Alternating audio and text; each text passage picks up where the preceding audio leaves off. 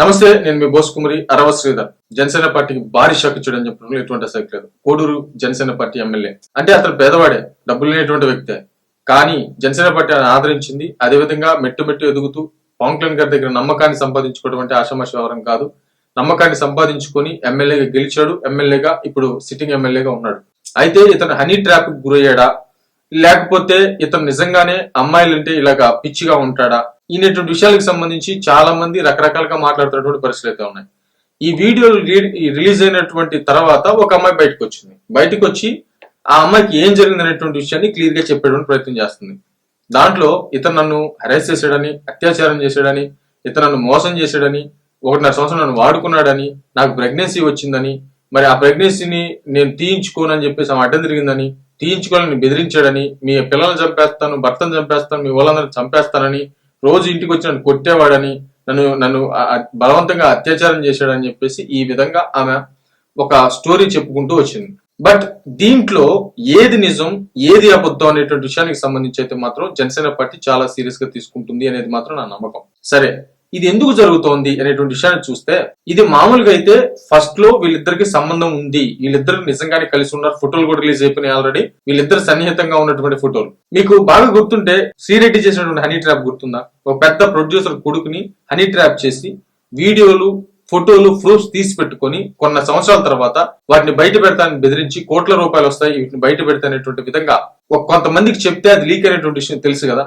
అంటే కొన్ని కోట్ల రూపాయలు సంపాదించడానికి ఈ హనీ ట్రాప్ చేస్తారనేటువంటి విషయం క్లియర్ గా తెలుసు కదా. ఇది కూడా అదే దాని కిందకే వస్తున్నటువంటి భావన వ్యక్తం అవుతుంది చాలా మందిలో. ఎందుకంటే ఈమె చెప్పే వాటికి అక్కడ జరుగుతున్నటువంటి లాజిక్ కనిపించట్లేదు. ఫోటోలు రిలీజ్ అవుతున్నాయి, ఆ ఫోటోలు వాళ్ళిద్దరు సాన్నిహితంగా ఉన్నటువంటి ఫోటోలు, ప్లస్ వీడియో రిలీజ్ అయింది, ఆ అమ్మాయి చూపించమంటేనే అతను చూపిస్తున్నట్లయితే మాత్రం క్లియర్ గా అర్థమవుతుంది మొత్తం బాడీని. ప్లస్ ఇంకోటి ఏంటంటే నన్ను అరెస్ట్ చేసాడు, నన్ను రేప్ చేసాడు ఈ అమ్మాయి చెప్తున్నా, కానీ ఇక్కడ సాక్షి ఛానల్ అదే విధంగా వైసీపీకి సంబంధించిన నాయకులు దీంట్లో ఇన్వాల్వ్ అయ్యారనేటువంటి విషయం క్లియర్ గా అర్థమవుతోంది. అంటే దీంట్లో సుమారు 2-3 నెలల నుంచి వైసీపీకి సంబంధించినటువంటి నాయకులు, ఛానల్స్ ఆ అమ్మాయి వెంట పడుతున్నారు అనేటువంటి విధంగా కొంతమంది మాట్లాడుతున్నారు. అంటే ఈమెకి ఎమ్మెల్యేకి సంబంధం ఉంది, వీళ్ళిద్దరి మధ్య చెడింది. అయితే ఈ అమ్మాయిని ఎట్లాగైనా సరే బయటికి తీసుకొచ్చి జనసేన పార్టీని బ్లేమ్ చేయాలనేటువంటి ఉద్దేశంతో కుట్రపూరితంగా చేశారనేది మాత్రం క్లియర్ గా అర్థమవుతుంది అనేటువంటి విధంగా చాలా మంది మాట్లాడుతున్నారు.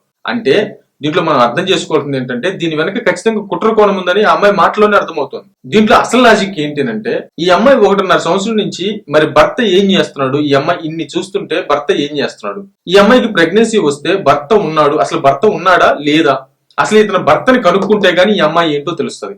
ఈ అమ్మాయి ఒక జర్నలిస్ట్ ని కొడుతున్నట్టుగా పచ్చి బూతులు తిరుగుతున్నటువంటి వీడియో రిలీజ్ అయింది. అంటే అసలు భర్త ఈ అమ్మాయితో కాపురం చేస్తున్నాడా, నిజంగా వదిలేసి పిల్లని ఈ అమ్మాయిని వదిలేసి వెళ్ళిపోయాడా, ఈ విషయం తెలియాలి.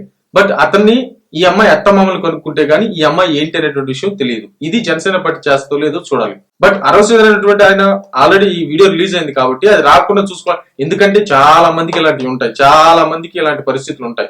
కానీ బయటపడినటువంటి వాడు దొంగ, బయటపడినటువంటి వాడు దొంగ కాదు. కాబట్టి అతను బయటపడింది కాబట్టి పార్టీకి నష్టం కలుగుతుంది, పార్టీకి చెడ్డ పేరు కాబట్టి అతను ఖచ్చితంగా సస్పెండ్ చేస్తారు. కానీ ఈ అమ్మాయి చెప్పే దాంట్లోనే లాజిక్ కనిపించట్లేదు.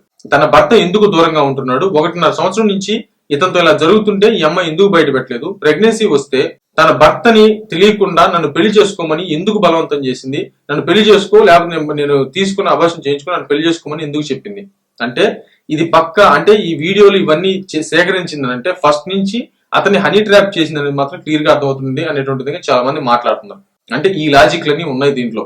అంటే భర్త అసలు విడిగా ఉంటున్నాడా లేకపోతే ఆమెతో కలిసి ఉంటున్నాడా, అంటే భర్త ఉండంగానే ఒక వ్యక్తితో సన్నిహితంగా మెలిగింది అని అంటే దాన్ని ఏ రకమైన సంబంధం అంటారు. అయితే ఇప్పుడు ఏం చేస్తారు అంటే, ఇప్పుడు వాళ్ళ అత్తమామల్ని అదేవిధంగా తన భర్తని కనుక్కుంటే ఈ విషయాలన్నీ బయటకు వస్తాయి. అప్పుడు అతని మీద యాక్షన్ తీసుకోవాలా లేదు. యాక్షన్ అంటే మామూలు సస్పెండ్ చేస్తారు, కానీ ఎంక్వైరీ ఖచ్చితంగా వీళ్ళతోనే చేయాలి. అమ్మాయి ఏంటో తెలుస్తుంది. ఒక జర్నలిస్ట్ ని కొడుతున్నటువంటి వీడియో ఆల్రెడీ బయటకు వచ్చింది, బాగా సంచలనం రేపుతున్నటువంటి పరిస్థితులు అయితే ఉన్నాయి. జనసేన పార్టీ మీద ఎలాంటి దాడి జరుగుతోంది, ఎంతమంది కుట్ర చేస్తున్నారు, ఎలాగా టార్గెట్ చేసినటువంటి విషయం ఇప్పటికైనా జనసేన అధ్యక్షుడు పవన్ కళ్యాణ్ గారికి తెలియాలి. అంటే జనసేన పార్టీకి సంబంధించిన సోషల్ మీడియాని నిద్ర లేపాలి, ఖచ్చితంగా జనసేన పార్టీ యాక్టివ్ అవ్వాలి. అంటే చూడండి ఏ రకమైనటువంటి కుట్రలు జరుగుతున్నాయో. ఈ విషయాన్ని జనసేన పార్టీ అంత తేలిగ్గా వదులుతుంది అనేది మాత్రం నేను అనుకోవట్లేదు. ఖచ్చితంగా దీని అంతు తేల్చిన తర్వాత దీని వెనక కుట్రదారులు ఎవరున్నారనేటువంటి విషయాన్ని ఖచ్చితంగా బయటికి తీస్తారు అనేటువంటి విషయం అయితే మాత్రం క్లియర్ గా అర్థమవుతోంది. తిరుపతి లడ్డూకు సంబంధించినటువంటి వివాదం ఇంకా ముగియకుండానే ఓన్లీ చంద్రబాబు నాయుడు గారు మాట్లాడారు. చంద్రబాబు నాయుడు గారిని టార్గెట్ చేయట్లేదు వైసీపీ పార్టీ, ఓన్లీ పవన్ కళ్యాణ్ గారిని మాత్రమే టార్గెట్ చేస్తుంది. పవన్ కళ్యాణ్ గారిని టార్గెట్ చేసి ఇదిగో సనాతన ధర్మానికి సంబంధించినటువంటి మాట్లాడు, అక్కడ కల్తీ జరగలేదు అనేటువంటి విధంగా చెప్తున్నారు. అక్కడ కల్తీ జరిగింది, కల్తీ నెయ్యి మాత్రమే ఉంది.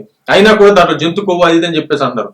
కెమికల్ ఈస్టర్స్ జంతు కొవ్వు ఖచ్చితంగా ఉంటుంది, ఇంకా దీన్ని డెప్త్ గా చేయాలనేటువంటి విధంగా చాలా మంది మాట్లాడుతున్నారు. బట్ ఇంకోటి ఏంటంటే పవన్ కళ్యాణ్ గారు ఆ రోజు వచ్చినటువంటి ప్రూఫ్స్ ను బట్టి చంద్రబాబు నాయుడు గారు ఒక ముఖ్యమంత్రి గారు మాట్లాడిన తర్వాత పవన్ కళ్యాణ్ గారు మాట్లాడారు. పవన్ కళ్యాణ్ గారు మాట్లాడిన తర్వాత కూడా అసలు చాలా అంటే చాలా క్లియర్ గా ఆయన మాట్లాడిన వీడియోలు రేపు చేస్తాను. ఆయన మాట్లాడిన దాన్ని ప్రతి దాన్ని తీసుకొచ్చి నేను వీడియోలు చేయబోతున్నాను. మీరు చూడండి, పవన్ కళ్యాణ్ గారికి సంబంధించిన ఎక్కడా తప్పు జరగలేదు. కాకపోతే అక్కడ ఉన్నటువంటి ఆ రోజు ఉన్నటువంటి ఆధారాలను బట్టి ఖచ్చితంగా మాట్లాడారు. కెమికల్ ఈస్టర్స్ లో ఖచ్చితంగా జంతు కొవ్వు ఉండేటువంటి ఈస్టర్స్ ఖచ్చితంగా ఉన్నాయి. వాటిలో దీంట్లో ఏ ఈస్టర్స్ వాడారనేటువంటి విషయం ఇంకా క్లియర్ గా బయటకు రావాల్సినటువంటి పరిస్థితులు అయితే ఉన్నాయి. బట్ ఏమైతే చూడాలి.